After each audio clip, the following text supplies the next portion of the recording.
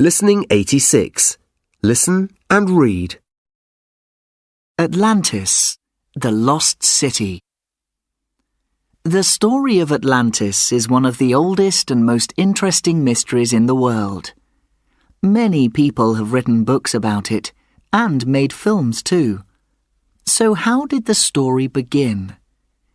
Well, more than 2,000 years ago, a famous Greek writer called Plato wrote a story about a beautiful island in the Atlantic Ocean.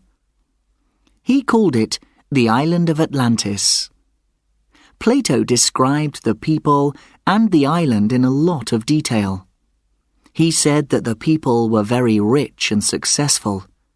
He said there were talented engineers and architects who built fantastic palaces, houses, harbours and tunnels all over the island. They built the capital city on a hill, and this was surrounded by 5 rings of water and land. All around the city were fields and mountains. The people were very good at farming. They kept animals in their fields and grew many different things, so there was always lots of food on the island. There was also lots of fresh water, and the farmers built a system for watering their fields. The richest people on the island lived in the highest mountains. Plato described the amazing buildings they lived in. He said that there were beautiful fountains with hot and cold water, gold statues and stone walls covered in precious metals and jewels. In the story of Atlantis, Plato described how clever and peaceful the people were. They loved art and beautiful things, and they lived happily and successfully together. He said that they were friendly with their neighbours on the different islands and never went to war. But then he described how they changed. As they grew richer, the people of Atlantis became selfish and greedy. They started to argue and fight with each other and the people from the other islands. Then, one day, something terrible happened. There was a huge earthquake, and great waves covered the island of Atlantis until it disappeared under the sea. In the story, Plato said that this was a punishment because the people had become so bad. For over 2,000 years, everyone thought the island of Atlantis was just a fantastic story. Then, in the late 1800s, people started to think differently. It all started with an American man named Donnelly. He was a politician and a writer, and he became very interested in the story of Atlantis. He started to think that Plato had described a real place and a real tragic event. Donnelly studied the history of floods and natural disasters from Egypt to Mexico. He studied things that had happened thousands of years ago. Then he wrote a book and explained his ideas.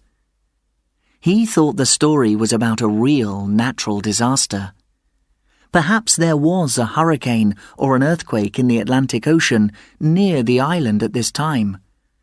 Perhaps it destroyed the island of Atlantis and all its people. Donnelly's book was very popular, and more people started to think that the island of Atlantis was a real place.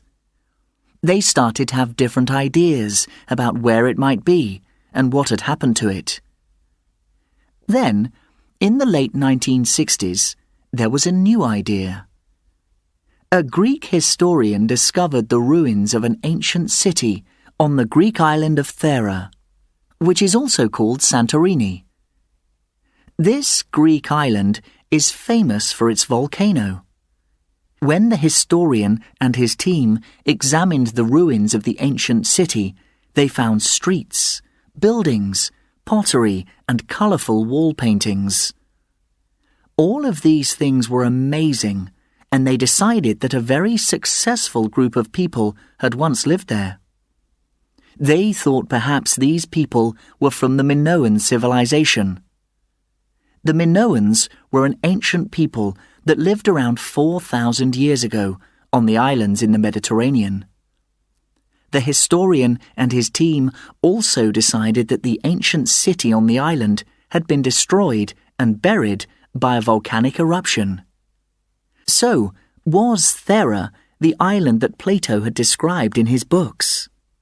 Was Thera the island of Atlantis?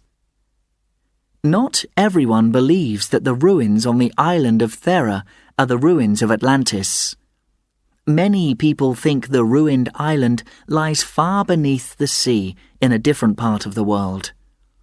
Some people say it's near the Andes Mountains in Bolivia. Others say it's close to Florida in the US. Other people think it was lost somewhere in Central America, the China Sea, or Africa. Of course, there are many more people that believe Atlantis is just a story. They say it was just a part of Plato's imagination. Whatever you think, the story of Atlantis is a great story and a great mystery. Listening 87. Listen and read. We didn't mean to go to sea. What has happened so far? John, Susan, Roger and Kitty Walker were staying by a river. They met a young man called Jim Brading, who invited them to go sailing on his sailing boat. Their mother agreed, but told them to stay on the river and not to go out to sea. The children sailed to the mouth of the river, but then the wind died. They tried to use the boat engine to go back up the river, but there wasn't any petrol. Jim rowed to land to get some more. While he was gone, fog suddenly appeared, and then the children realized they were floating out to sea.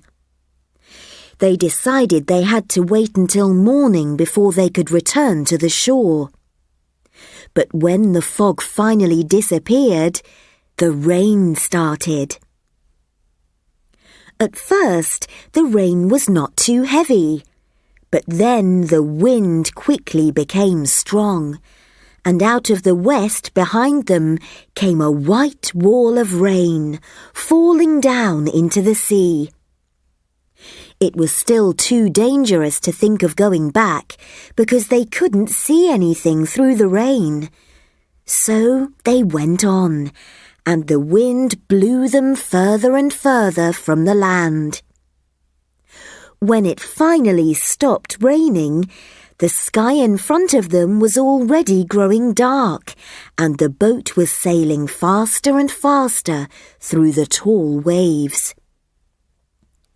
"Let's turn back now," said Susan. John took a deep breath. He wasn't sure that he could find his way back, but he didn't say this to the others.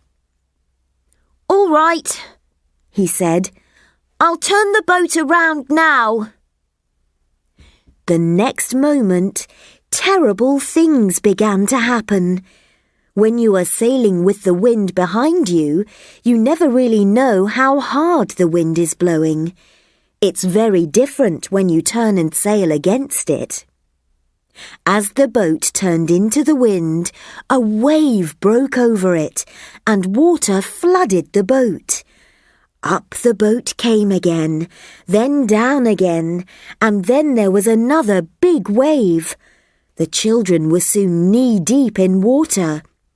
John was scared, but he tried to steer the boat against a sea and a wind that were too strong for him. "Stop!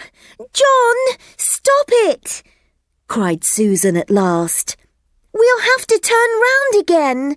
We can't do this." Susan, almost shaken to pieces by the boat's new violent movement, lay across the side and was terribly sick. John slowly steered the boat round. Very slowly, the little boat turned away from the wind and back on her old course, with the wind behind them again. From the cabin, they heard Kitty's frightened voice. The boat was full of water, and she needed to get it out before they started sinking. Susan found the pump and began pumping hard to get the water out of the boat. It began to grow dark. The wind was still blowing hard, but the boat sailed on smoothly. Even Susan began to feel better. No one had fallen into the sea, everyone was safe, and soon the night would end. The sun would rise, the wind would stop, and they would sail back to land. Susan and Kitty didn't feel seasick anymore. John's arms hurt with steering, but he felt much happier. Roger was hungry and wondered if everyone had forgotten about supper. "Susan," he said, "it's 10 o'clock. What about some chocolate or something?" 10 o'clock? Said Susan in surprise. "It's time you all had something to eat." And a few minutes later, they were all eating very large pieces of fruit cake and pieces of chocolate. Suddenly, Susan saw lights ahead. "There's a green light on one side and a red light on the other side." "It's a big ferry on its way from Holland to England. It's coming this way," said John. "Maybe they could take us back home," said Roger. "It's getting nearer and nearer. I can see it very clearly."